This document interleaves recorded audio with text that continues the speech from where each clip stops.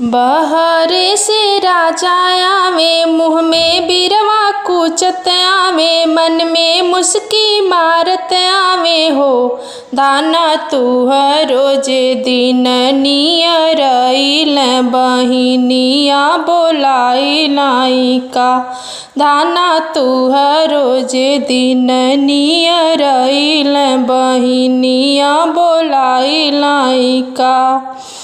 हमारे अड़ोसी आई हैं, हमारे पड़ोसी आई हैं, बुढ़ऊ हमरे घरे हम, बूढ़िया दुआरे आई हो।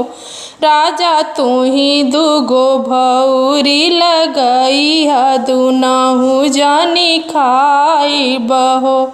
राजा तू ही दुगो भौरी लगई ह, दुनहु जानी खाई बहो। हम त जनली हाट गए, राजा जी बाजार गए, खेत खलिहान गइल हो। अरे उत गइल बहिना बोलावन, त हमसे बतावेल हो। अरे उत गइल बहिना बोलावन, त हमसे न बतावेल हो।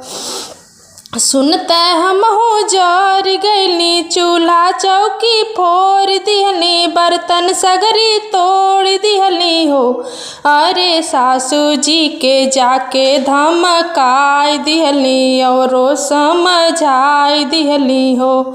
अरे सासू जी के जाके धमकाई दिहली, औरो समझाई दिहली हो। तुहारो बिटिया आई है, हमारो ननदिया आई है, बनी के सवतिया रही है हो। सासू बाते बात पर टोन जनी मरी है, झगड़वा जन करई है न हो। सासू जवन देबे उह लेके जाई है, रिवाल ना मचाई है न हो। सासू जवन देबे तवन लेके जाई है, रिवाल ना मचाई है न हो।